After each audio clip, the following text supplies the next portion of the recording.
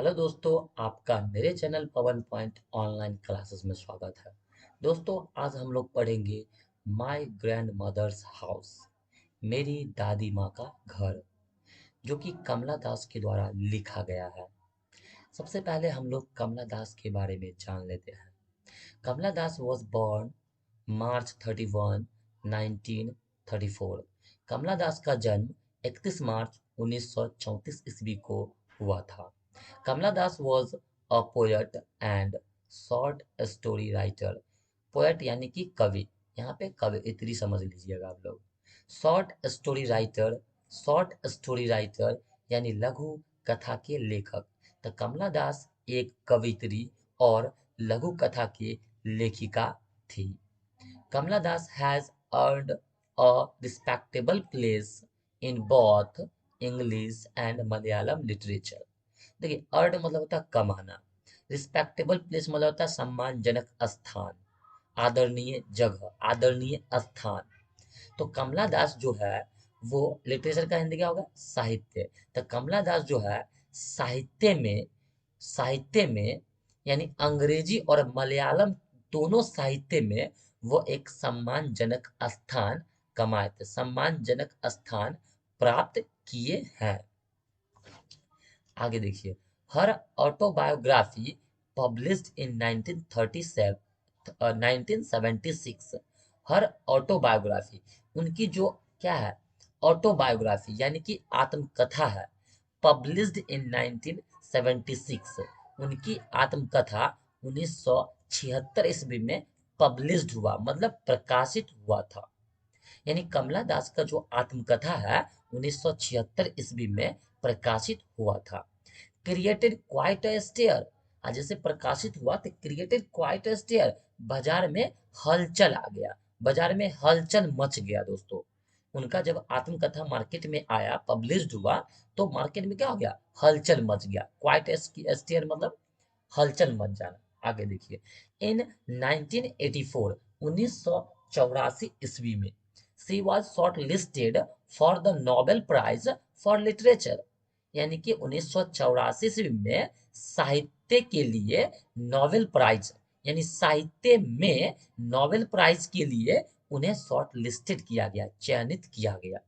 Kamala Das was shortlisted for the Nobel Prize for Literature in 1984। यानी कमला दास को साहित्य की दुनिया में नोबेल प्राइज के लिए 1984 ईस्वी में शॉर्टलिस्टेड किया गया, चयनित किया गया। दोस्तों, चयनित किया गया था, मिला नहीं था, मिला नहीं है इनको नोबेल प्राइज, चयनित किया गया था, शॉर्टलिस्टेड किया गया था सिर्फ। आगे देखते हैं, her important volumes of verse in English include. देखिए, इंपॉर्टेंट यानी महत्वपूर्ण, वॉल्यूम्स यानी खंड, वर्स मतलब होता है कविता यानी पद, ठीक है ना, पद। तो उनके जो महत्वपूर्ण पद का जो वॉल्यूम है, कविताओं का जो खंड है अंग्रेजी में, उनमें समाहित है, इंक्लूड है। क्या क्या है? समर इन कोलकाता 1963, यानी समर इन कोलकाता 1963 इसमें प्रकाशित हुआ था। साइरेंस, ये साइरेंस जो है 1964 में प्रकाशित हुआ था। द डेस्केंडेंट, ये 1967 में प्रकाशित हुआ था।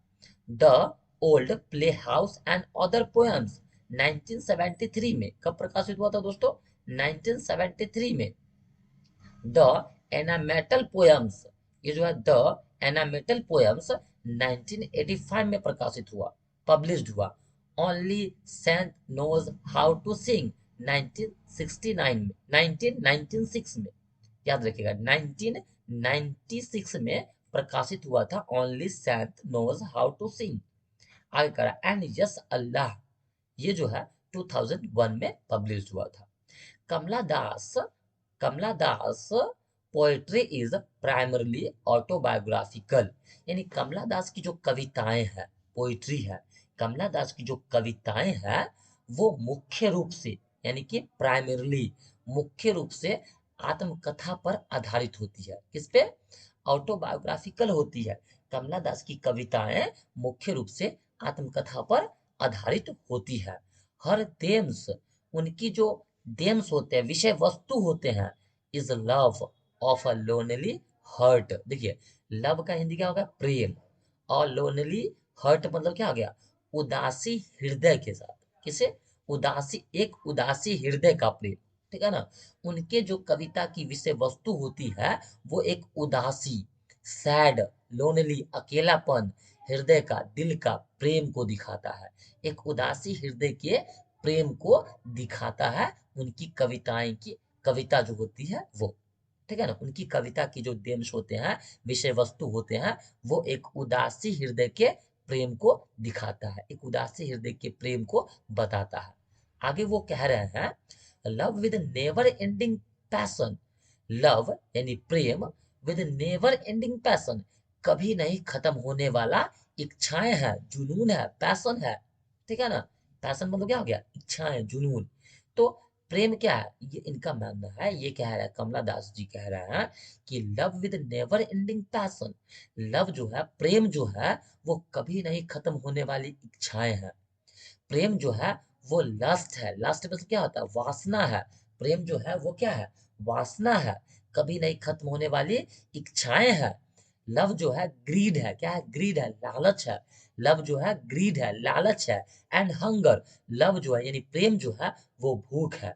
वो प्रेम के बारे में कह रहा है, लव के बारे में कह रहा है कि प्रेम जो है कभी नहीं खत्म होने वाली इच्छाएं हैं। प्रेम जो है एक वासना है, प्रेम जो है एक लालच है, प्रेम जो है एक भूख है। दैट नेवर सैसिएट, सैसिएट मतलब होता है संतृप्त, क्या होता है, तृप्त, बोलिए क्या चीज, तृप्त, संतृप्त नहीं, तृप्त, यानी ये कभी नहीं तृप्त होने वाली चीज है, यानी संतुष्ट होने वाली चीज है। प्रेम एक ऐसा चीज है जिससे व्यक्ति कभी नहीं संतुष्ट हो सकता है, कभी नहीं सैसिएट हो सकता है, तृप्त हो सकता है, वो है प्रेम, अकॉर्डिंग टू कमला दास। ठीक है दोस्तों, आगे कर रहे हैं, she is known for sexual adventure in her writings. देखिए थोड़ा ध्यान से समझिएगा, सी इज नोन, वह जाने जाते हैं, for sexual adventure in her writings. Sexual adventure का हिंदी क्या हो गया, यौन कामोत्तेजना, क्या हो गया, यौन कामोत्तेजना। इन हर राइटिंग्स, वो अपने कविताओं में, वो अपने कविताओं में यौन काम उत्तेजना के लिए, यौन काम उत्तेजना के लिए जाने जाते हैं। So is known for sexual adventure in her writings, वो अपने कविताओं में सेक्सुअल एडवेंचर अर्थात यौन काम उत्तेजना के लिए जाने जाते हैं। आगे कह फॉर हर, उनके अनुसार, किनके अनुसार, कमला दास के अनुसार, तो उनके अनुसार लव हार्डली एवर गोज, यानी लव जो है hardly ever goes beyond sex and lust, यानी उनके अनुसार, ये जो कमला दास की नजरों में, यानी कमला दास के अनुसार यौन संबंध वासना से, यानी प्रेम जो है यौन संबंध और वासना से ज्यादा और कुछ नहीं है। यानी कमला दास के अनुसार प्रेम जो है यौन संबंध और वासना से ज्यादा कुछ नहीं है। आगे वे कह रहे हैं, which even reaches the point of nausea, यानी विच इवन रीचेज, क्या कह रहे हैं, विच इवन रीचेज, यानी कभी कभी ये वासना जो है नौसिया, कहां तक, नौसिया के बिंदु पर, नौसिया कहने का मतलब क्या हो गया, चरम सीमा के बिंदु यानी अंत पर पहुंच जाता है। कहाँ पहुंच जाता है, इवन रीचेज, कभी कभी ये जो प्रेम है वो चरम सीमा के बिंदु तक पहुंच जाता है, उत्साह के एक नई बिंदु तक पहुंच जाता है। एंड और इज, और वहां पे देखिए ये जब नौसिया के पॉइंट पे पहुंच जाता है, कहने का तात्पर्य ये हुआ कि वो इस बिंदु पर पहुंच जाता है, इस पॉइंट पर पहुंच जाता है जहां से क्या होता है, ऐसा लगता है कि अब ये इतना ही बार यहाँ तक खत्म हो जाना चाहिए, ठीक है ना, अब मेरा मन उब गया है, यहाँ तक वो पहुंच जाता है, ठीक है ना, वहां से इच्छाएं समाप्त होने लगती है। लेकिन आगे कह रहा है एंड और is reborn again and again with new vigour, कह रहा है और उसके जस्ट बाद, कुछ समय बाद, रिबॉर्न अगेन, यानी फिर से वो इच्छाओं का जन्म होता है, अगेन फिर से होता है। और वो इच्छाएं जो नौसिया के पॉइंट तक पहुंच चुका था, खत्म होने के कगार पे था, खत्म हो चुका था, वो इच्छाओं का फिर से जन्म हो जाता है, रिबॉर्न हो जाता है, फिर से जन्म हो जाता है, विद न्यू विगोर, एक नए उत्साह के साथ। यही प्रेम है। प्रेम बोल रहा है कि प्रेम में क्या होता है, मन उब जाता है, कभी कभी इस पॉइंट में पहुंच जाता है कि वहां से आपका इच्छाएं खत्म हो जाती है, लेकिन कुछ समय बाद फिर से वो इच्छाएं जन्म ले लेती है, ठीक है ना, एक नए उत्साह के साथ। तो ये कमला दास के अनुसार था। आगे देखते कह रहा है, Kamala Das reveals a commendable mastery of phrase. देखिए, कमेंडेबल मास्टरी ऑफ फ्रेज का मतलब हो गया सराहनीय। कमेंडेबल में होता है सराहनीय या प्रशंसनीय, क्या प्रशंसा करने योग्य, सराहनीय और प्रशंसा करने योग्य, ठीक है ना। तो Kamala Das reveals a commendable mastery of phrase, यानी कमला दास जो है फ्रेज के ऊपर प्रशंसनीय, प्रशंसा करने योग्य, सराहनीय अधिकार प्राप्त कर लिए हैं। यानी कमला दास को फ्रेज पर सराहनीय, प्रशंसा करने योग्य अधिकार प्राप्त है। एंड कंट्रोल ओवर रिदम, और कविताओं के रिदम जो है, लय है, और लय के ऊपर उनका नियंत्रण है। किनका? कमला दास का। आगे कह रहे हैं, the words are often painted, the words, उनकी जो शब्दे हैं, उनकी जो शब्द है, उनकी जो शब्द है, आर ऑफन पेंटेड, वह प्राय क्या होते हैं? रंगीन होते हैं। उनके जो शब्द हैं, उनकी जो कविताओं में शब्द है, वो प्राय क्या होते हैं? रंगीन होते हैं। And the rhythm is marvellous, और उनके जो लय होते हैं वो शानदार होते हैं, मार्वेलस होते हैं, मार्वेलियसली होते हैं, वो शानदार होते हैं। ऑलमोस्ट फैब्रोसली अलाइव, लगभग वे जीवंत होते हैं। उनकी जो कविताएं होती हैं वो लगभग जीवंत होते हैं, लगते हैं यह हकीकत है। फुल्ली जीवन, ऑटोबायोग्राफी यानी आत्मकथा, उनके जीवन से संबंधित घटना के बारे में वो जब चर्चा करते हैं तो सभी के लाइफ को, सभी की जिंदगी को टचेबल होता है। ठीक है ना। चलिए अब हम पढ़ते हैं माय ग्रैंड मदर्स हाउस कविता क्या है। ठीक है ना, पोयम्स के बारे में पढ़ते, पोयम के बारे में। तो दोस्तों देखिएगा, ध्यान से समझिएगा।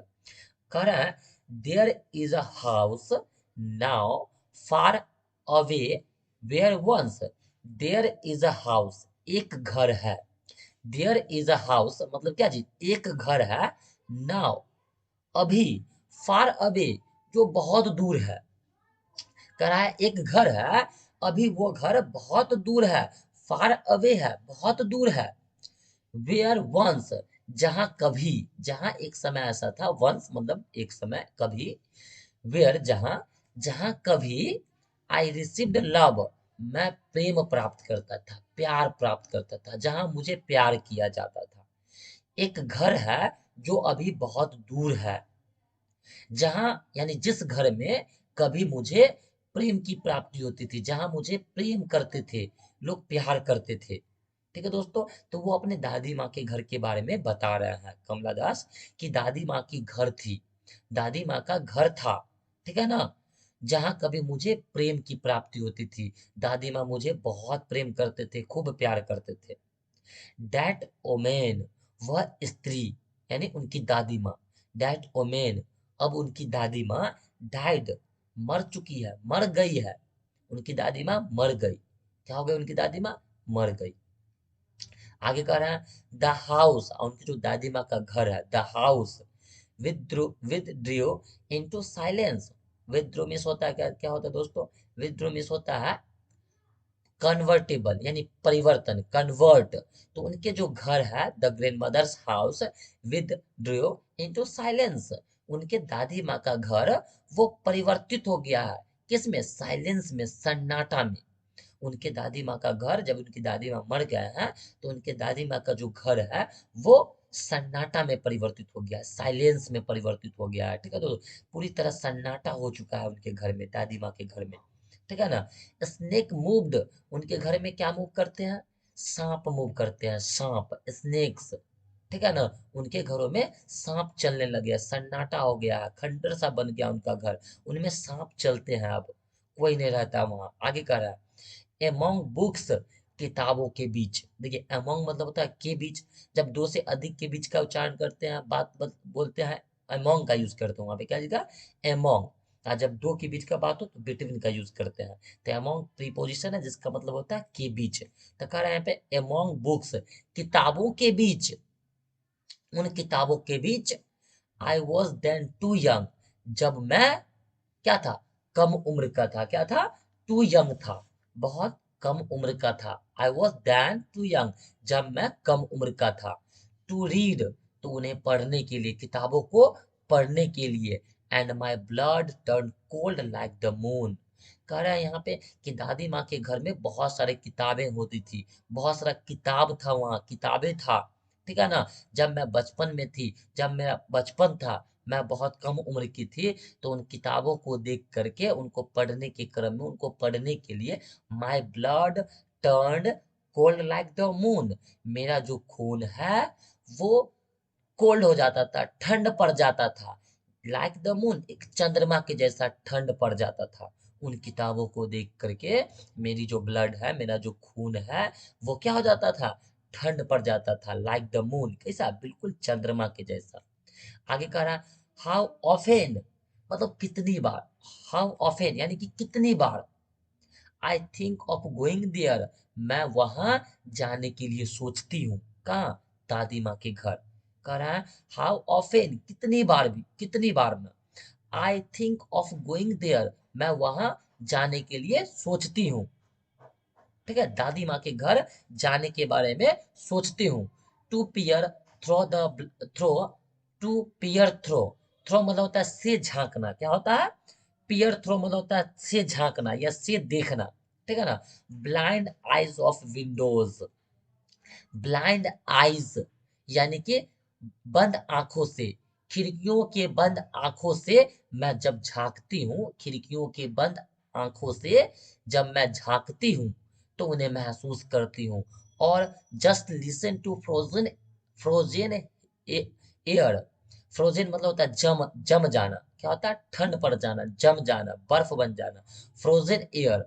और उस फ्रोजन एयर यानी ठंडी हवाओं की, ठंडी हवाओं के संगीत को सुनती हूँ, ठीक है ना। तो वो कह रहा है, कमला दास जी कह रहा है कि जब मैं आंख बंद करके इन खिड़कियों से झांकती हूँ तो मैं महसूस करती हूँ उन ठंडी हवाओं के संगीतों को, सुनती हूँ, महसूस करती हूँ। आगे कह रहा है और या इन वाइल्ड डिस्पेयर, और वाइल्ड डिस्पेयर मतलब होता है गहरी निराशा, क्या होता है, गहरा निराशा। और कह रहा है इन वाइल्ड डिस्पेयर, और गहरी निराशा में, और गहरी निराशा के साथ, pick an armful of darkness. कह रहा है वहां पे कि पिक मतलब होता है उठाना, आर्मफुल मिस होता है दोस्तों दोनों हाथों से क्या वहन की जाने की मात्रा, ठीक है ना। आर्मफुल यानी दोनों हाथों से हम जितना उठा सके। तो कह रहा है यहाँ पे गहरी निराशा के साथ, मैं चाहती हूँ कि गहरी निराशा में हूँ और मैं चाहता हूँ कि pick an armful of darkness, कि मैं अपने दादी माँ के घरों के अंधकार को, किसको, अंधकार को अपने दोनों हाथों के साथ, हाथों से उठाऊं, उठाऊं, टू ब्रिंग, यहाँ लाऊं इट हियर, ठीक है ना। अपने दादी माँ के घर पे जा करके वहां से जो डार्कनेस है, खंडर बन चुका है, दादी माँ के घर में जो अंधेरा है, डार्कनेस है, उनको मैं अपने दोनों हाथों से उठाऊं, उस अंधेरापन को दोनों हाथों से उठा करके, टू ब्रिंग इट हेयर, मैं यहाँ लाऊं, टू लाइज, और यहाँ पे रख दूं, अपने घर में रख दूं, कहाँ रख दूं, बिहाइंड माई बेडरूम्स डोर, मैं अपने बेडरूम के दरवाजे के पीछे उन अंधेरा को, उन डार्कनेस को रख दूं, लाइक अ ब्रोडिंग डॉग्स, कैसे, एक ब्रॉडिंग डॉग्स की जैसे उसका देखभाल करो। ब्रॉडिंग डॉग्स मतलब पता है ना, झगड़ा कुत्ता जो होता है, ठीक है ना, जो वफादार होता है काफी, ठीक है ना, जहाँ अगर दरवाजे पे रख दे तो दरवाजे से किसी को अंदर नहीं आने देता है, जो अजनबी हो उसको तो बिल्कुल ही नहीं आने देता है, ठीक है दोस्तों। तो ब्रोडिंग डॉग्स के जैसा, ब्रोडिंग डॉग के जैसा उस अंधेरेपन को अपने बेडरूम के दरवाजे के पीछे रख के उनका देखभाल करना चाहती है, कौन, कमला दास। किनको, तो अपने दादी माँ के घर के अंधेरों को, ठीक है ना, वहां से लाना चाहती है और यहाँ अपने दरवाजे के, अपने बेडरूम के दरवाजे के पीछे रखना चाहती है और उनका देखभाल करना चाहती है, ताकि उन्हें ऐसा महसूस हो कि उनकी दादी माँ उनके सामने है, अपनी दादी माँ के प्यार को वो अनुभव कर सके, फील कर सके, महसूस कर सके। आगे वे कह रहा है, यू कैन नॉट बिलीव, आप विश्वास नहीं कर सकते, you can not believe, you can't believe, आप विश्वास नहीं कर सकते, डार्लिंग, प्रिय, ठीक है ना। वो अपने हस्बैंड से कह रहे हैं यहाँ पे, यू कैन नॉट बिलीव, कि आप विश्वास नहीं कर सकते हैं। कैन यू, क्या आप विश्वास कर सकते हैं, कैन यू, क्या आप कर सकते हैं, बता रहे वो कि आप विश्वास नहीं कर सकते हैं प्रिय, कि आप कर सकते हैं, कैन यू, दैट कि I lived in such a house, कि मैं इस जैसे घर में, इस प्रकार के घरों में रहा करती थी। ठीक है ना। मैं इस प्रकार के, मैं इस मतलब इतना प्रेम प्राप्त, जो मुझे, जो घर मुझे इतना प्रेम दिया, इतना प्यार किया, उस घर में मैं रहा करती थी। आगे कह रहा है एंड और आई वॉज प्राउड, अब मुझे गर्व है, मुझे उस घर पर, अपने दादी माँ पर गर्व है। एंड लव्ड, ठीक है ना। और क्या बोला, एंड लव्ड, मुझे गर्व है उनके प्यार पे, जो उन्होंने मुझे प्यार दिया, मुझे उनके घर पे गर्व है, प्राउड है। आगे कह रहा है आई हु हैव लॉस्ट, मैं, आई यानी मैं, हु यानी जो, मैं वह स्त्री हूं जो हैव लॉस्ट, खो चुका हूं। मैं वह नारी हूँ, मैं वह वुमेन हूँ, मैं वह स्त्री हूँ जो खो चुका हूँ, भटक चुका हूँ। माई वे, अपने लक्ष्य से, अपने लक्ष्य को, अपने रास्ते को, वे को, अपने पथ को क्या कर चुका हूँ, खो चुका हूँ, लॉस्ट कर चुका हूँ, खो चुका हूँ। एंड और बेग नाउ, और अभी मैं बेग यानी भीख मांग रही हूँ, क्या कर दो, भीख मांगती हूँ। मैं वह नारी हूँ जो अपने रास्ते से भटक चुकी हूँ। ठीक है ना। मैं वह नारी हूँ, मैं वह स्त्री हूँ जो अपने रास्ते से क्या कर चुकी हूँ, भटक चुकी हूँ। ठीक है ना। और अब मैं भीख मांगती हूँ at strangers door to receive love, अजनबियों के दरवाजे पर खड़ी होकर के, अजनबियों के दरवाजे पर, अनजान व्यक्तियों के दरवाजे पर खड़ी होकर के मैं प्यार की भीख मांगती हूँ। मैं वह नारी हूँ जो अपने पथ से भटक चुकी हूँ, अपने रास्ते से भटक चुकी हूँ, और अब मैं अनजान व्यक्ति के दरवाजे पर खड़े होकर के प्यार की भीख मांगती हूँ। ठीक है दोस्तों। आगे कह रहा है एटलीस्ट इन स्मॉल चेंज, इस छोटी सी परिवर्तन, ठीक है ना, इस छोटी सी परिवर्तन ने सब कुछ बदल कर रख दिया है। तो दोस्तों आप बताइएगा कि आपको ये कविता, ये जो माई ग्रैंड मदर्स है, ये पोयम आपको समझ में आया या नहीं आया। दोस्तों आया होगा तो प्लीज मेरे चैनल को लाइक और सब्सक्राइब कर दीजिएगा। ठीक है दोस्तों, thank you so much video को देखने के लिए।